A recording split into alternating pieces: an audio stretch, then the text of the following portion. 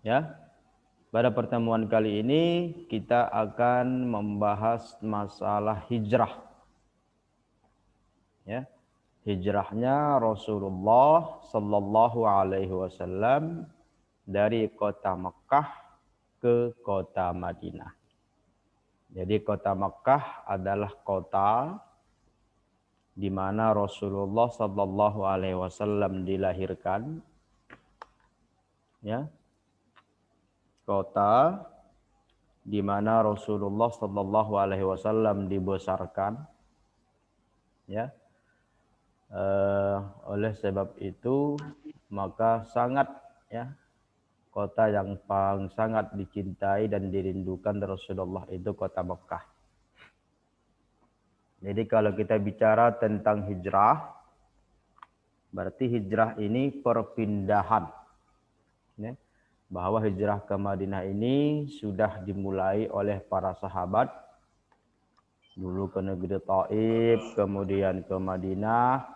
Namun Rasulullah belum ada izin dari Allah Subhanahu wa taala untuk melakukan hijrah. Oleh sebab itu Rasulullah tetap di Mekah. Namun sahabat-sahabat yang tertindas ya, yang tidak memiliki kekuatan ya, sahabat-sahabat yang lemah, maka sudah diperintahkan Rasulullah hijrah terlebih dahulu ke Madinah. Oke, anak-anak Bapak sekalian, kita lanjut ya. Kita buka slide-nya, sama-sama kita bahas. Nanti di tengah pembahasan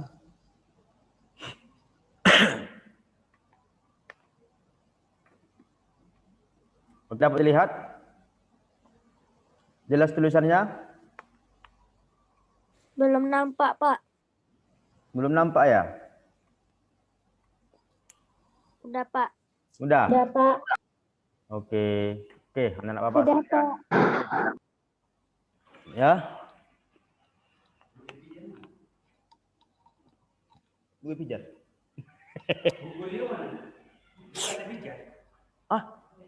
Gue pijat nggak tahu tapi tadi Pak Budi.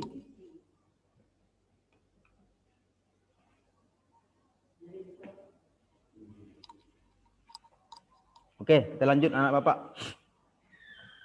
Hijrah ke Madinah sebuah kisah yang membanggakan. Ya. Kemudian di poin kedua ada beberapa poin ya yang kita akan jelaskan, yang akan kita bahas pada pertemuan ini. Pengertian hijrah ya. Sebab-sebab Rasulullah hijrah ya, berita gembira dari kota Yathrib. Jadi kota Yathrib ini adalah nama lain dari kota Madinah. Jadi sebelum Rasulullah hijrah ke Madinah, nama kota tersebut adalah Yathrib. Kenapa disebut Yathrib? Karena kota itu dulu banyak wabah, penyakit, terkhusus penyakit kulit ya, yang menimpa penduduknya, sehingga diberilah nama dengan kota Yathrib.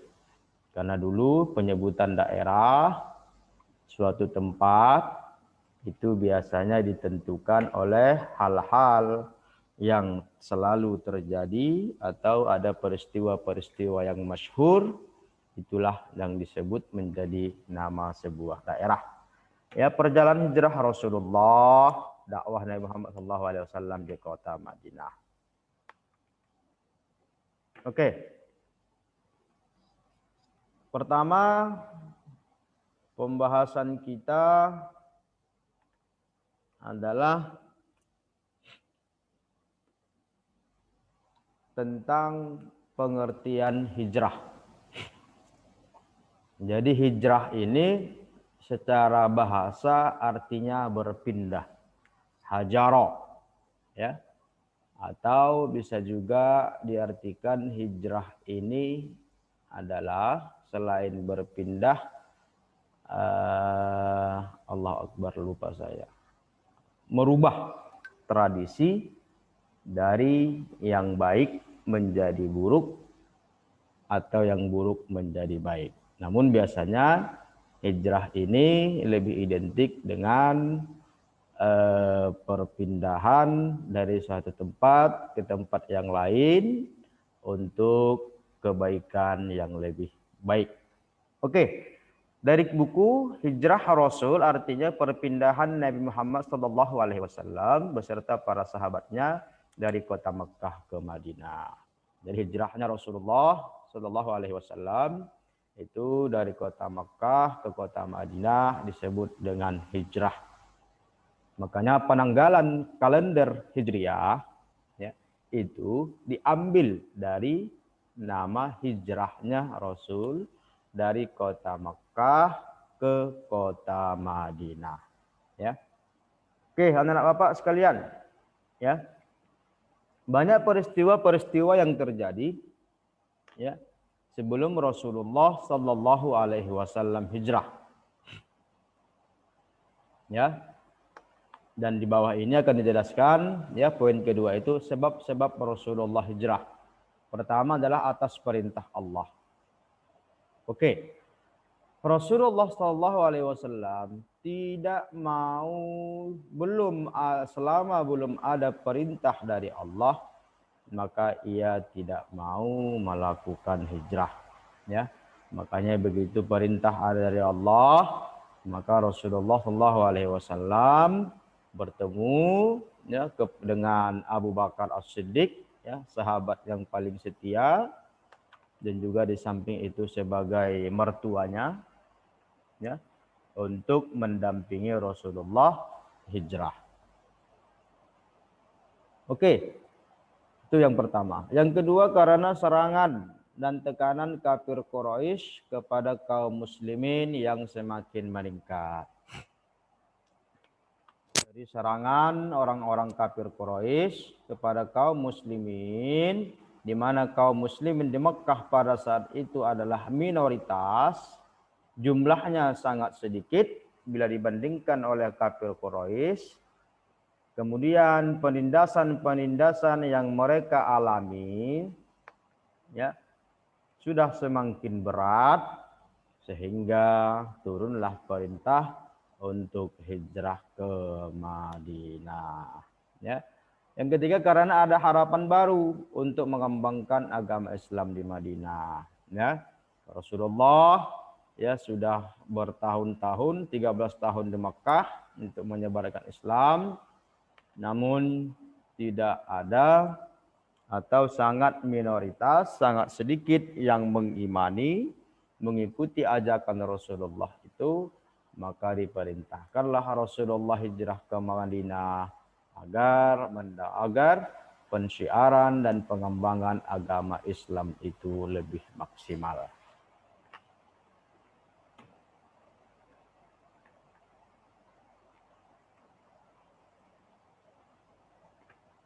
Ya. Oke, sebelum kita lanjut ke sana, Bapak mau cek dulu ini. Bapak mau tanya dulu. Ya. Rasulullah Sallallahu Alaihi Wasallam ya pada ini sudah bulan Sya'ban ya. Walaupun demikian masih selalu kita ya mendengarkan mungkin acara Isra dan Mi'raj ya. Mana lebih dahulu Rasulullah hijrah ke Makkah, ke Madinah atau Isra Mi'raj? Bapak mau nanya, siapa yang tahu jawabannya? Rasulullah Isra Mi'raj dulu atau hijrah dulu? Siapa yang tahu jawabannya? Isra Mi'raj, Pak. Ya, Isra Mi'raj dulu baru hijrah ke Madinah. Oke. Jadi Rasulullah ya sebagai maklumat untuk anak-anak Bapak, Rasulullah itu Isra Mi'raj dulu, baru beberapa tahun kemudian barulah beliau hijrah ke Madinah Al-Munawwarah. Oke, kita lanjutkan.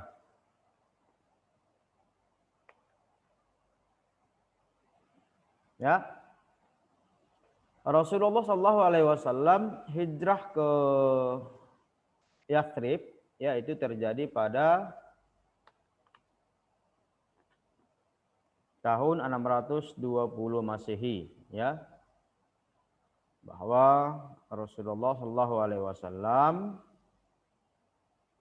hijrah ke Madinah atas perintah Allah. Dan sebelum itu Rasulullah, ya, ketika berdakwah di Makkah, orang-orang Makkah tidak mau menerima dakwah beliau, maka beliau memohon suaka, ya, pertolongan ke Yathrib, astagfirullah, ke negeri, ke Taif, tanpa izin dari Allah Subhanahu wa ta'ala, dengan ijtihad dan inisiatif beliau sendiri. Ternyata harapan Rasulullah itu tidak disambut dengan baik. Malah Rasulullah di sana dilecehkan, dihinakan, sampai dikumpulkanlah anak-anak dan orang-orang yang kurang waras. Ya, Rasulullah dilempari sampai berdarah lututnya, tumitnya, sampai dalam sebuah riwayat gigi gerahamnya juga putus, ya, tercabut. Oleh sebab itu turunlah malaikat Al-Jabal, ya, dua malaikat penjaga gunung yang pada saat itu sudah melapor dengan Jibril, ya, maka dengan izin Allah kedua malaikat itu bertemu dengan Nabi Muhammad dan memohon izin agar negeri Taif itu dihanguskan atau agar negeri Taif itu diratakan dengan tanah, karena melihat perlakuan mereka kepada Rasulullah. Namun Rasulullah tidak memberikan izin sama sekali. Apa kata beliau pada saat itu? Inna qaumi la ya'lamun. Mereka itu belum tahu apa-apa. Yang kedua, apa kata beliau? Harapanku, kata beliau, nanti mungkin dari keturunan-keturunan mereka, anak cucu mereka nanti ada yang beriman dan menyembah Allah. Nah, jadi kita pun dalam hidup ini harus mengedepankan kata maaf, ya, atas kesalahan-kesalahan orang lain kepada kita, karena pintu kemaafan itu yang akan membuka lebar, ya, pintu-pintu yang lainnya. Oke, anak bapak sekalian, itu dia tentang hijrah, ya, Rasulullah Shallallahu Alaihi Wasallam. Nah, kemudian di poin ini ada perjanjian Aqobah, ya. Perjanjiannya apa? Kami tidak akan mempersekutukan Allah dengan suatu yang lain. Kami tidak akan mencuri, kami tidak akan berzina, kami tidak akan membunuh anak-anak kami, ya. Kami tidak akan saling memfitnah, dan kami tidak akan mendurhakai Nabi Muhammad sallallahu alaihi wasallam.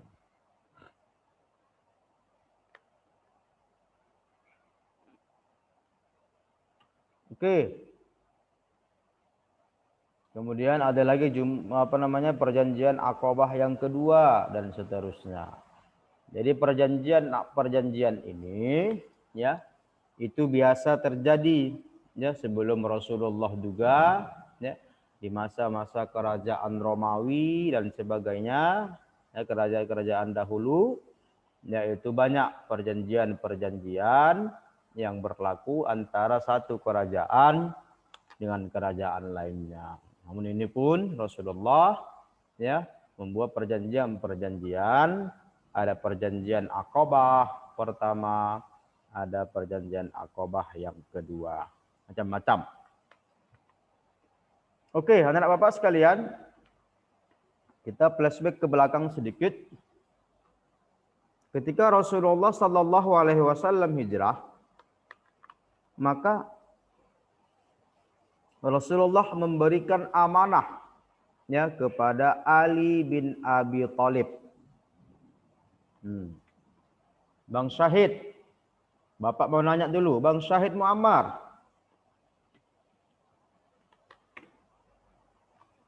Halo Bang Syahid. Ya Pak. Nah, kenal dengan Ali bin Abi Thalib, Bang Syahid?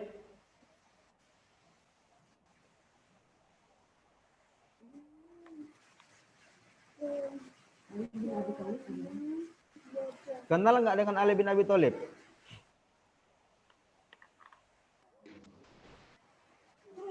Kenal Pak.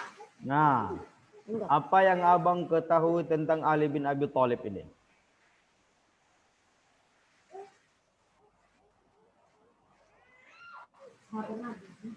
Sahabat Nabi. Ya, betul. Jadi Ali bin Abi Thalib ini ya sahabat Nabi. Di samping itu juga Ali bin Abi Thalib ini adalah menantu Rasulullah Sallallahu Alaihi Wasallam. Oke, ketika Rasulullah Sallallahu Alaihi Wasallam hijrah, ya, maka syiarnya sudah tersebar di Makkah bahwa Rasulullah ingin meninggalkan kota Makkah. Ya, kisahnya kita jelaskan di sini. Mudah-mudahan anak bapak sekalian pasang telinga lebar-lebar, dengarkan. Ya, kencangkan headsetnya kalau pakai headset. Kalau pakai audio luar, kuatkan suaranya biar lebih jelas. Nah, oke.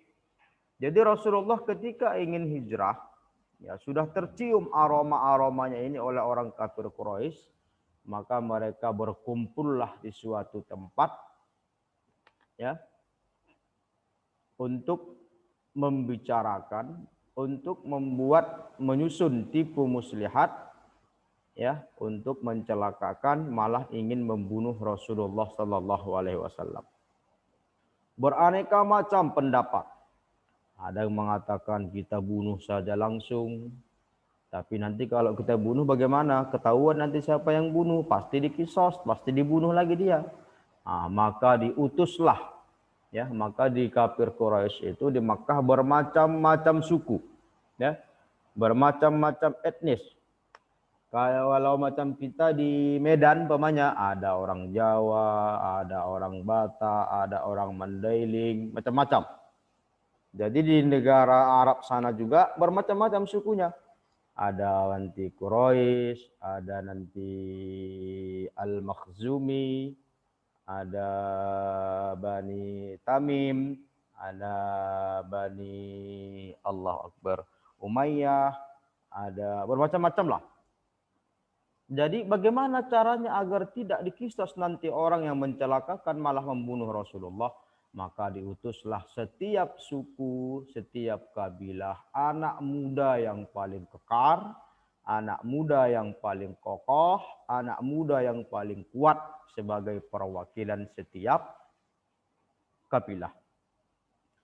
Setelah terpilih, maka dikepunglah rumah Rasulullah Sallallahu Alaihi Wasallam pada malam itu. Ternyata atas izin Allah Rasulullah selamat. Ya, mereka tidak melihat Rasulullah keluar dari pintu belakang. Maka pada saat itu Ali bin Abi Thalib, ya, masih sebagai seorang pemuda pada saat itu, ditugaskan Rasulullah untuk tidur di tempat tidurnya Rasulullah. Ya. Maka Ali bin Abi Thalib melaksanakan titah Rasulullah ini, maka beliau tidur di tempat tidurnya Rasulullah Sallallahu Alaihi Wasallam. Ternyata atas izin Allah, ya, seluruh pemuda-pemuda yang sudah membawa pedang terhunus tadi, ya, enggak disarungnya lagi, sudah dipegang begini, ya, di tengah malam atas izin Allah mereka tertidur lelap. Dalam sebuah riwayat disampaikan bahwa Rasulullah mengambil pasir. Jadi negara Arab itu kan, kalau anak-anak bapak pernah ke sana umroh atau jalan-jalan atau apapun, baik di Makkah ada gurun pasir kan. Nah, digenggam Rasulullah, diambil pasir, Maka dilemparkan Rasulullah ke hadapan orang-orang yang ingin membunuh Rasulullah tadi. Setelah dilemparkan, maka mereka terlelap tertidur. Itulah Rasulullah keluar tanpa sepengetahuan mereka. Ada yang mengatakan, sebagian ulama tafsir, Rasulullah membaca surah Yasin. Apa bacaannya, ada yang tahu? Di awal surah Yasin. وَجَعَلْنَا مِنْ بَيْنِ أَيْدِيهِمْ سَدًّا وَمِنْ خَلْفِهِمْ سَدًّا فَأَغْشَيْنَاهُمْ فَهُمْ لَا يُبْصِرُونَ. Awal-awal surah Yasin itu. Itulah doa yang dibaca Rasul. Sehingga mereka tertidur, dan mereka tidak sadar Rasulullah Sallallahu Alaihi Wasallam sudah keluar dan pergi menemui Abu Bakar di rumahnya, kemudian pergi ke Gua Tur untuk untuk bersembunyi dari kejaran orang Quraisy. Menjelang subuh, para pemuda-pemuda yang kekar tadi terbangun. Ya. Mereka masuk ke rumah, ingin mereka hunuskan pedangnya bersama-sama, tapi mereka ragu. Siapa yang tidur ini? Rasulullah atau tidak? Karena tidurnya pakai selimut, nggak tahu kita orangnya. Begitu mereka buka selimutnya, ternyata Ali bin Abi Thalib. Maka mereka nggak jadi membunuhnya. Apa hikmah Rasulullah memerintahkan Ali bin Abi Thalib di situ? Begitulah perjuangan keimanan para sahabat dulu. Ya, ingin mempertahankan Rasulullah, maka mereka rela untuk mengorbankan nyawa mereka sendiri. Bukan hanya sekadar harta, nyawa. Mereka pertaruhkan demi Rasulullah. Hikmah berikutnya apa? Ali bin Abi Thalib tidak diajak Rasulullah untuk hijrah, namun tetap tinggal di Mekah. Kenapa? Karena banyak titipan-titipan orang yang diamanahkan kepada Rasulullah untuk dijaga dan untuk disimpan. Karena begitu banyaknya titipan-titipan itu, sehingga belum sempat dikembalikan kepada mustahaknya, pemiliknya, maka diamanahkan Rasulullah lah Ali bin Abi Thalib untuk mengembalikannya kepada orangnya. Karena Rasul sebelum diutus menjadi Rasul, ya, orang-orang kafir Quraisy, ya, memanggil atau menggelar beliau dengan Al-Amin. Orang yang sangat terpercaya. Maka harta-harta mereka banyak yang dititipkan kepada Rasul untuk dijaga dan disimpan. Karena begitu banyaknya harta itu, sehingga Rasulullah belum sempat untuk mengembalikannya kepada pemiliknya, sehingga Ali bin Abi Thalib lah yang diamanahkan oleh Rasulullah Sallallahu Alaihi Wasallam untuk mengembalikan, ya, barang-barang tersebut kepada mustahak. Nah, oke, anak-anak bapak sekalian, ada yang ingin ditanyakan? Jika tidak ada, biar kita lanjutkan. Oke. Jadi Rasulullah Shallallahu Alaihi Wasallam, ya, berangkat hijrah itu dengan Abu Bakar As-Siddiq berdua. Ya, berdua disediakan oleh Abu Bakar dua kuda, ya, kuda. Kemudian kuda tersebut ingin dibayar oleh Rasul. Udah berapa harga kudanya ini? Kuda yang terbaik. Apa kata Abu Bakar? Tidak usah ya Rasulullah. Nah, makanya tidak jadi. Kemudian Abu Bakar telah menyiapkan satu orang, ya, untuk sebagai petunjuk jalan.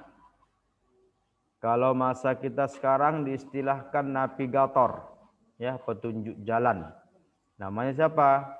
Abdullah bin Uraikid. Ya. Maka beliaulah, ya, dialah yang menjadi petunjuk jalan hijrahnya Rasulullah dari kota Makkah ke kota Madinah. Kenapa harus pakai petunjuk jalan? Karena jalan yang dilalui Rasulullah itu bukan jalan yang biasa.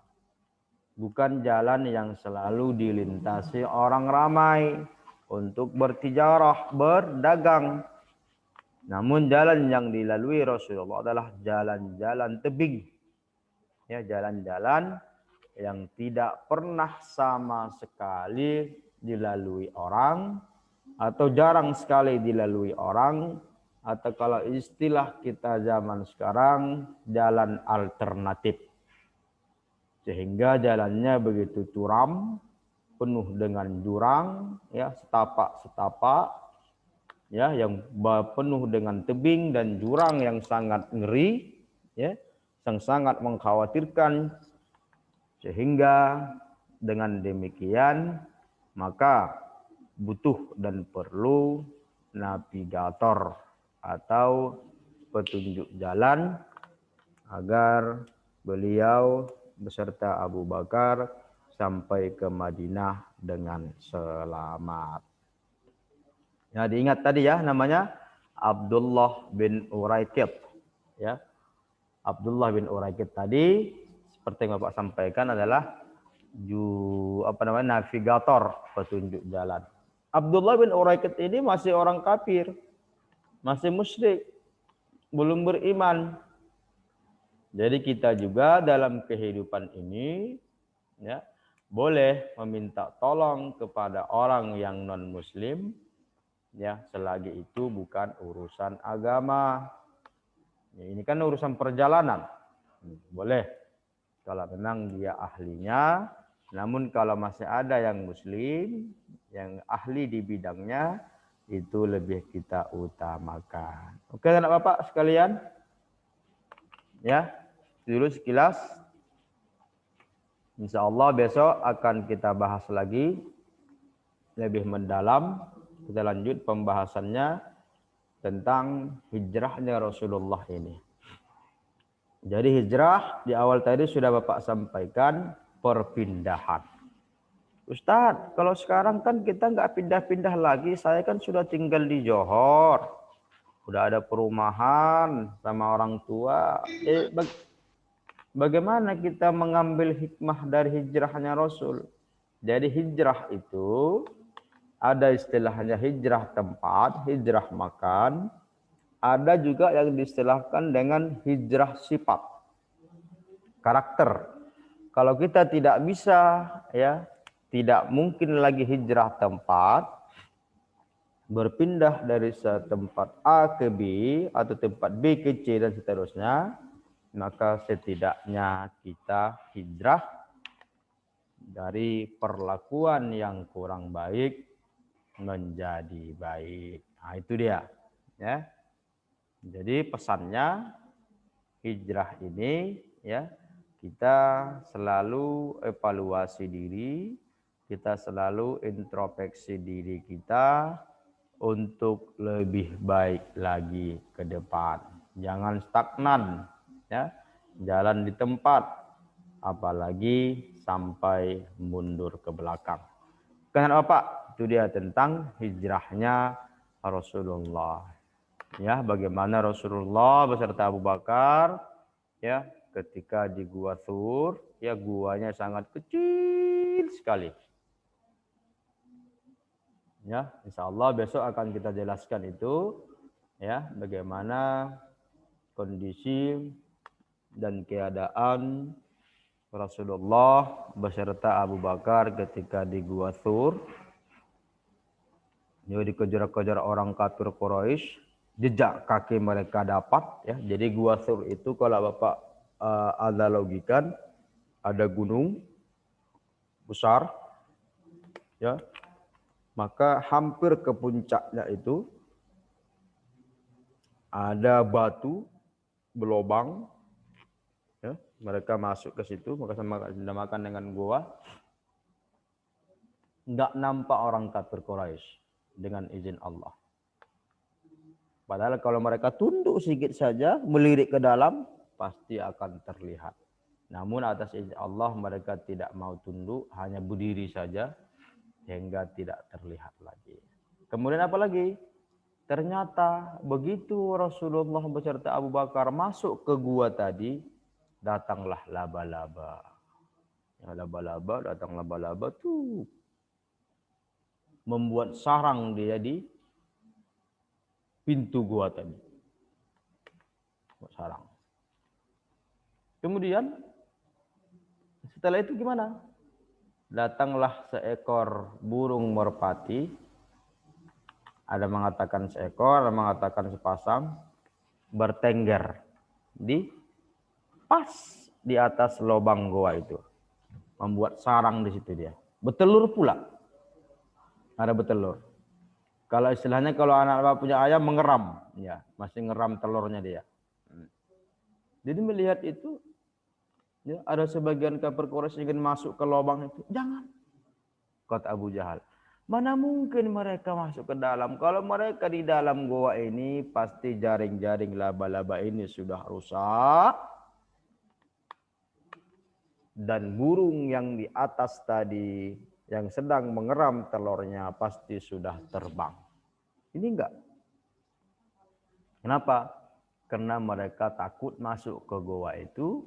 Biasanya memang goa tersebut ada penghuninya. Mungkin saja jin, mungkin saja ular, ya.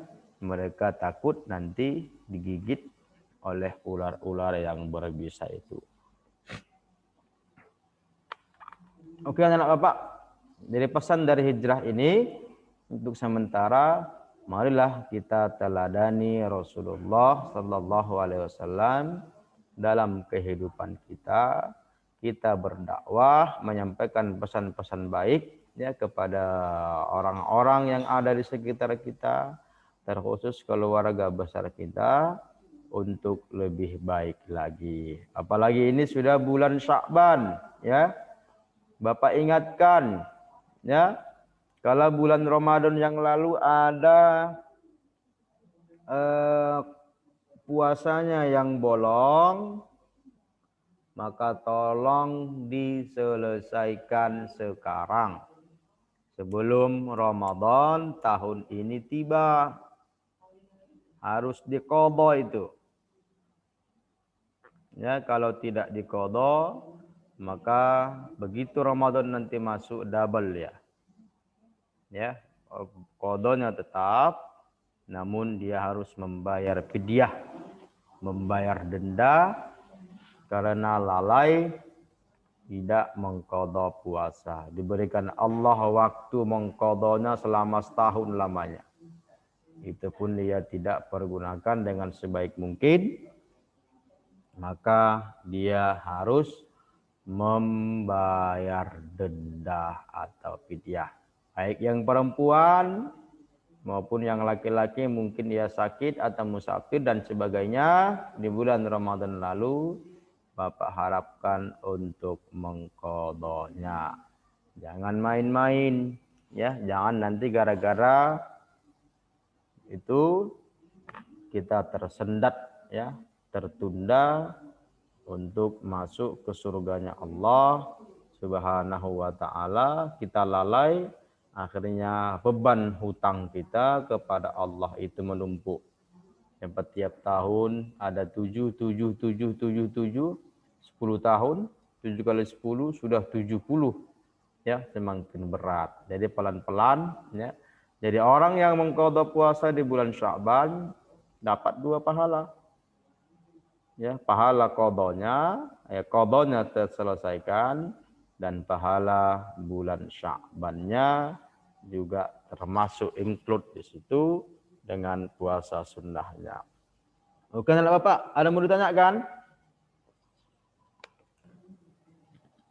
Any question?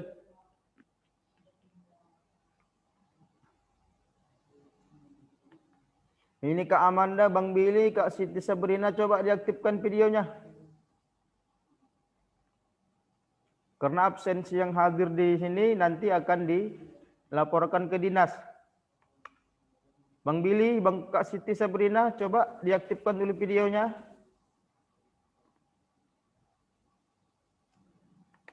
Nah, Kak Siti Sabrina. Halo.